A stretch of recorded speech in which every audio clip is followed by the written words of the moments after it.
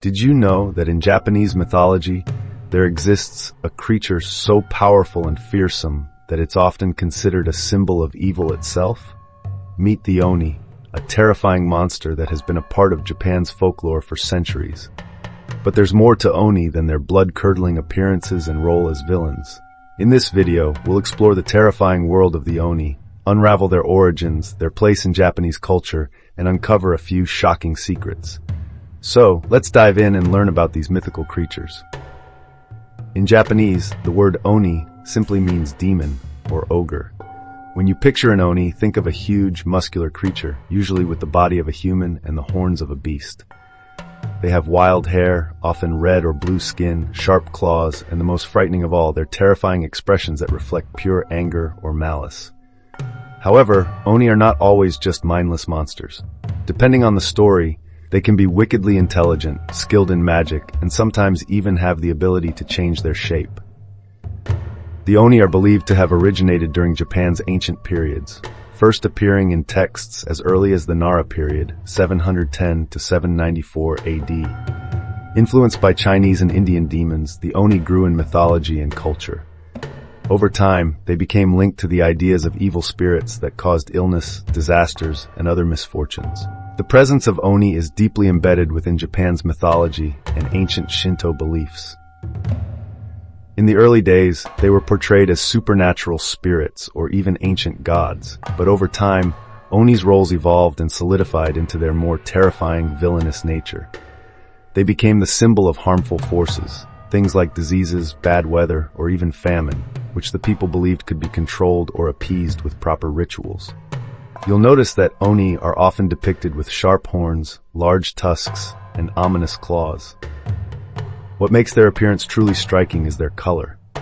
They are typically shown as red, blue, or green, signifying different traits. A red Oni might symbolize aggression and power, while a blue or green Oni could represent different kinds of evil or chaos. Despite their terrifying nature, these visual features have deep cultural meanings that were used to convey certain aspects of the Oni's role in myth. Believe it or not, there are different kinds of Oni. Some may be familiar to you, others might come as a surprise. Ibaraki-dōji, one of the most famous Oni, often depicted as a woman or a warrior, Ibaraki-dōji is known for having a frighteningly powerful presence. A legendary story shows how a famous monk, Raiko, struggled to defeat her in combat after she was causing mayhem in Kyoto. Kintaro. This Oni is unique because he is depicted in a gentler, more playful role, traditionally seen as a brave warrior boy raised by an Oni. In some stories, Kintaro overcomes the monster side of his heritage and serves as a hero in later life. Oni no Sanzaemon, a more mischievous kind of Oni who loves to trick people, often seeking a bit of fun and laughter while wreaking havoc. These variations show how Oni, despite their malevolent reputation, can take on a range of characteristics and functions in mythology, offering more layers of meaning than first meets the eye. In Japanese folklore, the Oni's primary role was to torment humans. They were responsible for committing evil deeds, like kidnapping children or attacking villages. One of the most popular Oni stories is of Momotaro, or Peach Boy, a tale where Momotaro, with the help of his animal companions, takes on a gang of Oni who had been terrorizing the local villagers. This fight between good and evil symbolizes the eternal struggle of human beings against darkness. But not all Oni are purely evil. In other legends, Oni serve more complex roles, such as guardians of temples or protectors of sacred places, showing that Oni can shift between roles of good and evil, depending on the myth.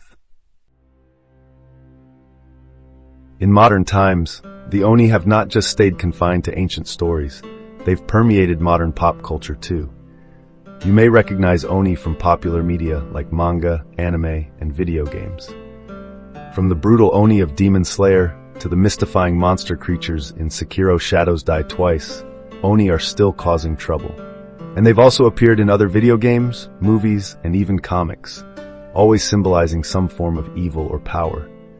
The iconic image of Oni has also influenced Japanese architecture over the centuries. Sculptures of Oni can be found guarding the entrances of temples and shrines, providing a symbolic protection against evil. Known as Onigawara, these figures are carved into stone and placed above doorways, especially in sacred places. symbolizing guardianship over the domain. Of course, Oni are also present on festivals in Japan. One of the most famous associations with the Oni comes from the Setsubun festival, which takes place in early February, marking the end of winter and the beginning of spring. In this tradition, families perform an important ritual where they throw roasted beans at Oni masks, chanting, "Oni wa soto, fuku wa uchi," meaning, "Out with the demons, in with good fortune." It's believed that this act drives away evil spirits and brings in good luck for the year ahead. It's a celebration of both good and bad forces, encouraging people to rid themselves of evil while welcoming positive change. Despite their scary appearance and destructive history, Oni hold a deeper meaning within Japanese culture. The multifaceted nature of these creatures, representing both destruction and protection, trickery and wisdom, remind us that forces of good and evil often live side by side in harmony with nature and mankind. Whether they are demons to fear or characters in an unforgettable legend, the Oni have etched their mark deep within Japanese folklore, reminding us that myth and magic, good and evil, are all part of the same tale. Thank you for exploring the mysterious world of Oni with me today. From their terrifying roles in ancient stories to their influence on modern culture, these mythical demons continue to shape Japan's legends in fascinating ways. Don't forget to like, share, and subscribe to dive even deeper into the wonders of Japanese folklore in future videos. See you next time.